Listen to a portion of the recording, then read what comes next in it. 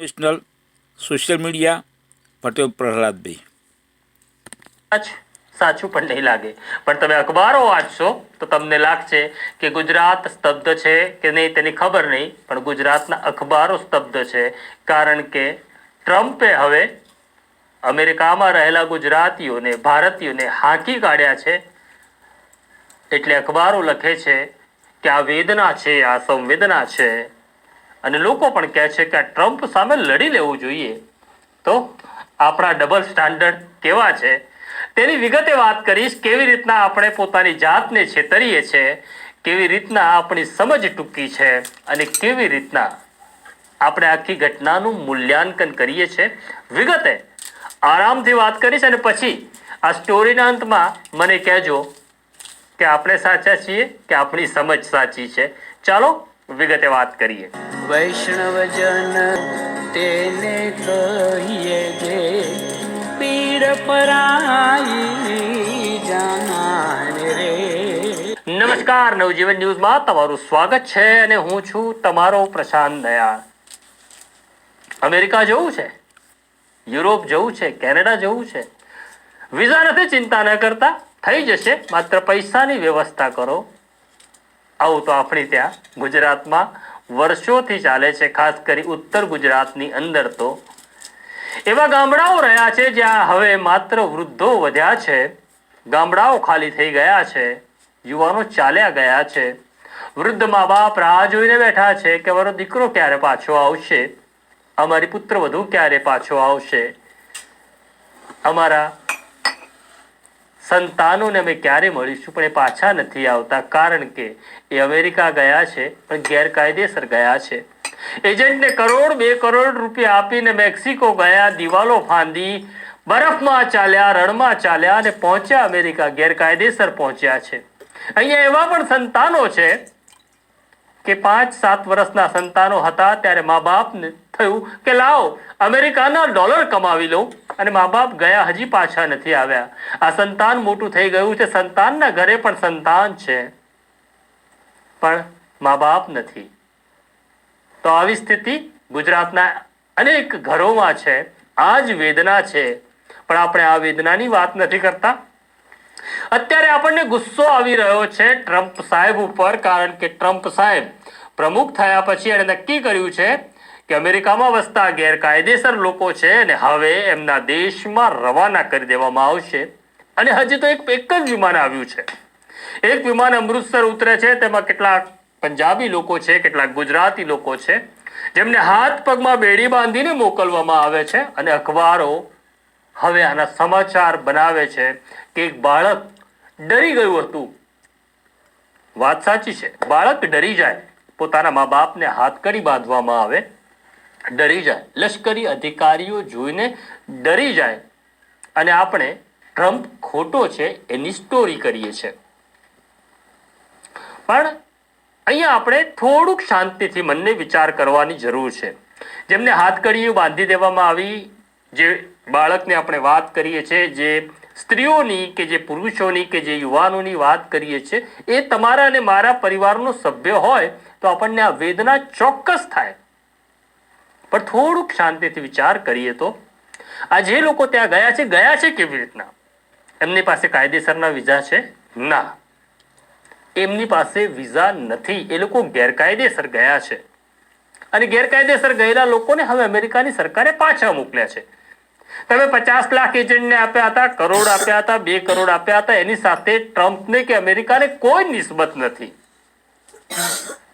અમદાવાદના ચંડોળામાં 500,000 રૂપિયા આપીને આવનારો બાંગ્લાદેશી અને અમેરિકામાં કરોડ રૂપિયા આપીને ગયેલો ભારતીય બંને સરખા છે. પણ જ્યારે અમેરિકાથી આ લોકો આવે છે ત્યારે આપણે તેમની સ્ટોરી કરીએ છીએ અને કહીએ છીએ આ વેદના છે, આ સંવેદના છે, આ સ્ટોરી નથી. આપણે ભાવુક થઈ જઈએ છીએ. ગુજરાતના પૂર્વ નાયબ મુખ્યમંત્રી તો એવું પણ કહી ચૂક્યા કે આ તો વેપાર કરવા ગયેલા લોકો હતા, રોજગારી માટે ગયેલા લોકો હતા. શું ખોટું છે? વાત સાચી છે. એ કોઈ ક્રાઇમ કરવા માટે અમેરિકા નહોતા ગયા, એ લોકો રોજગારી કમાવા ગયા હતા. એમને એવું હતું કે ભારત કરતા વધુ સારી સ્થિતિ ત્યાં છે, ડોલરમાં રૂપિયા મળશે 85, 86, 87 રૂપિયા મળશે. ભારતમાં એ પૈસા મોકલીશું. અનેક સ્વપ્નો હતા લોકોના. આ બધા સ્વપ્નો હવે રગદોળાઈ ગયા છે અથવા રગદોળાવાના છે, કારણ કે તમે ત્યાં ગેરકાયદેસર ગયા છો. પણ આપણે ત્યાં અમદાવાદના ચંડોળા હોય કે ગુજરાતના બીજા વિસ્તારમાં જે આપણને બાંગ્લાદેશી જ્યારે મળે છે, ત્યારે આપણો મત આવો હોય છે કે આ બિચારો ગરીબ માણસ છે, રોજગારી કમાવા આવ્યો છે, એનો ક્યાં કઈ વાંક છે. આપણી સંવેદના ત્યારે નથી હોતી આવી. આપણે બદલાઈ જઈએ છીએ. કેમ? કારણ કે આપણો નથી, એ બાંગ્લાદેશી છે. બની શકે કે એનું નામ મોહમ્મદ હોય, એનું નામ યુસુફ હોય, એટલે આપણા ધોરણો બદલાઈ જાય છે. હું કોઈ પણ પ્રકારની ઘૂસણખોરીનું સમર્થન કરતો નથી. એ પછી અમેરિકામાં ગયેલો ગુજરાતી હોય કે બાંગ્લાદેશથી આવેલો મોહમ્મદ અને યુસુફ હોય, એ ગેરકાયદેસર છે, ગેરકાયદેસર છે, ગેરકાયદેસર છે.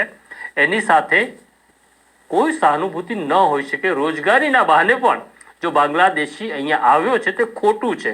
એ ખોટું છે તો અમેરિકામાં ગયેલો ગુજરાતી પણ ખોટો છે, એવું માધ્યમોએ કહેવું જોઈએ. પણ એવું થતું નથી. આપણે અન્યાયની વાત કરીએ છીએ, આપણે પીડાની વાત કરીએ છીએ. આપણે એવું કહીએ છીએ કે હાથકડીઓ બાંધવામાં આવી, પગમાં બેડીઓ બાંધવામાં આવી. પણ આપણા વિદેશ મંત્રી જયશંકર, જેઓ પહેલા વિદેશ સચિવ હતા, સનદી અધિકારી હતા, તેમણે એવું કહ્યું કે એમાં ખોટું કંઈ નથી. કોઈ પણ માણસને જે ગેરકાયદેસર રહે છે એનું ડિપોર્ટેશન થાય ત્યારે આ જ પ્રક્રિયા છે. એટલે ટ્રમ્પે ગુજરાતીઓને અપમાનિત કરવા માટે આવું કર્યું છે એવું નથી, એવું વિદેશ મંત્રી કહે છે.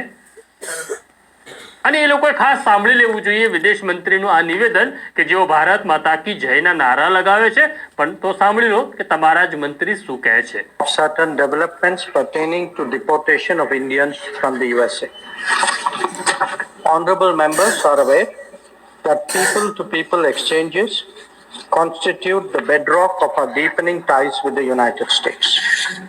Indeed, more than any other relationship, mobility and migration has had a key role to play in enhancing its quality. Sir, the House would also share the view of the government that it is in our collective interest to encourage legal mobility and discourage illegal movement. In fact, illegal mobility and migration has many other associated activities also of an illegal nature. Moreover, those of our citizens who have been inveigled into illegal movement themselves become prey to other crimes. They are trapped into both moving and working under inhumane conditions. Members are aware that unfortunately there have even been fatalities in the course of such illegal migration. Those who have returned have also testified to their harrowing experiences. Mr. Chairman, sir, it is the obligation of all countries to take back their nationals if they are found to be living illegally abroad. This is naturally subject to an unambiguous verification of their nationality. This is not a policy applicable to any specific country, nor indeed one only practiced by India. It is a general accepted principle in international relations.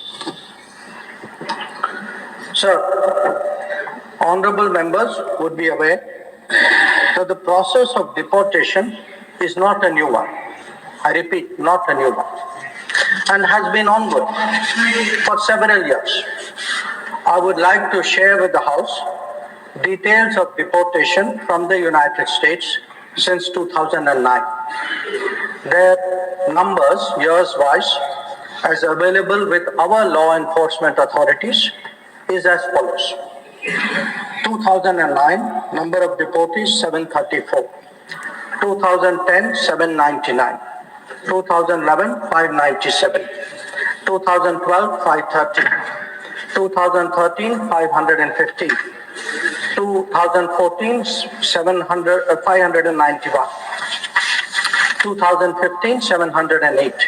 2016 1303, 2017 1024, 2018 1180, 2019 2042, 2020 1889, 2021 805, 2022 862, 2023 617, 2024 1368, 2025 104.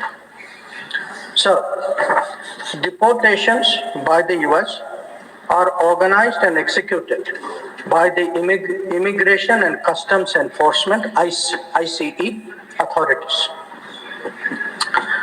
The standard operating procedure for deportation by aircraft used by ICE, that is effective from 2012.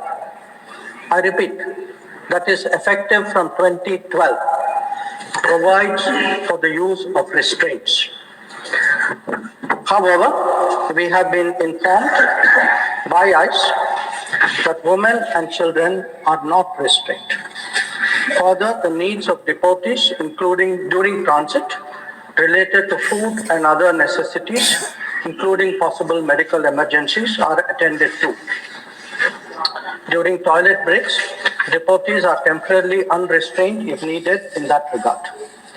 This is applicable to chartered civilian aircraft as well as military aircraft.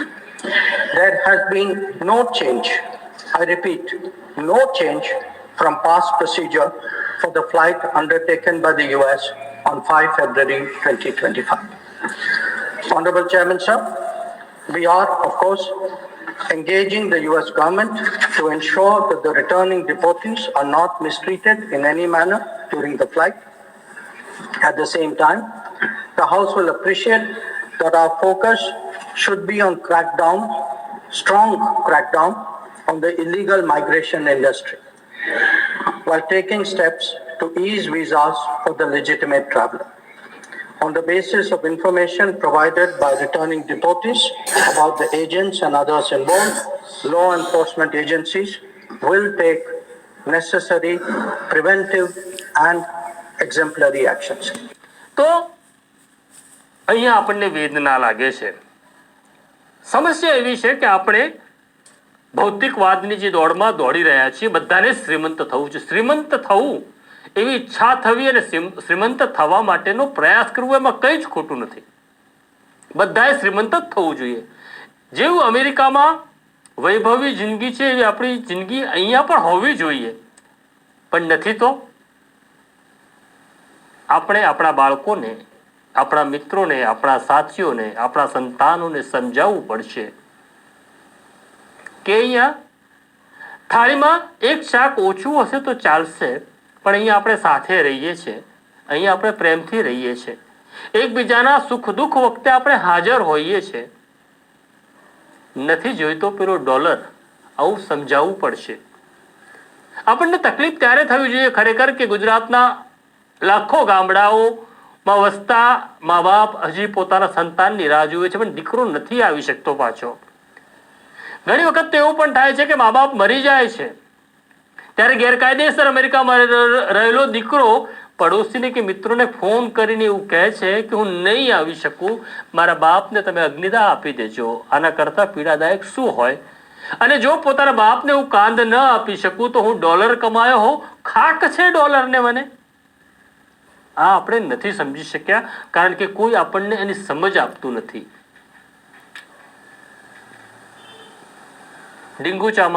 ડીંગુચાના જે પરિવાર બરફમાં ચાલ્યો અને મરી ગયો, ગેરકાયદેસર જઈ રહ્યો હતો, એ દંપતીને તો જવું હતું અમેરિકા, પણ એમના બાળકોનો શું વાંક? એ મા બાપની ઘેલછાએ બાળકોનો ભોગ લઈ લીધો. વિચાર કરો, હું કોઈના ઉપર આરોપ નથી લગાડતો, પણ આ પીડા સમજો તમે.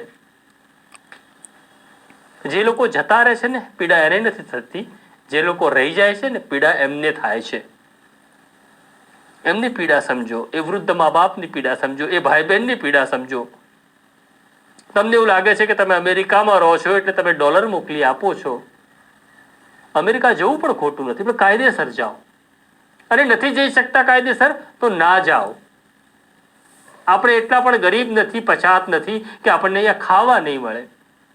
હા, બની શકે આપણી આધુનિક જીવનશૈલી નહીં હોય એટલા પૈસા આપણે નહીં કમાવી શકીએ, પણ છતાં આપણા દેશમાં કામ છે, આપણા દેશમાં માણસ છે, આપણા દેશમાં આપણો બાપ છે, આપણી માં છે, આપણો ભાઈ છે, અને ગામના ચોરે જાઓ તો આપણો મિત્ર પણ છે કે જેના ખભે બેસીને, જેના ખભે માથું મૂકીને તમે રડી પણ શકો છો. તો ગેરકાયદેસર જવાનો વિચાર હોય તો કાઢી નાખજો. અને જે લોકો પાછા આવી રહ્યા છે એના માટે વલોપાત ન કરો. ઈશ્વરનો આભાર માનો કે એ લોકો જીવતા પાછા આવ્યા છે. ત્યાંની સરકારે કોઈ ખોટા કેસની અંદર જો જેલમાં નાખી દીધા હોત તો સબડીને મરી ગયા હોત. એટલે વેદના કે સંવેદનાની વાત કરવા કરતા આપણા ડબલ સ્ટાન્ડર્ડને આપણે બદલીએ, જીવનને સમજવાનો પ્રયત્ન કરીએ, સરળ જિંદગી રાખીએ. પછી અમેરિકામાં ગયેલો ગુજરાતી પણ જેમ ખોટો છે એમ અહીંયા આવેલો બાંગ્લાદેશી પણ ખોટો છે એની વાત કરીએ તો મને લાગશે કે આપણે માણસને સમજવા માટે હવે તૈયાર થયા છીએ. તો આ સ્ટોરી તમને કેવી લાગી તમે અમને જરૂરથી કોમેન્ટ બોક્સમાં લખજો, અમારી સાથે વાત કરતા રહેજો, કારણ કે અમે તમારા છીએ અને તમે અમારા છો.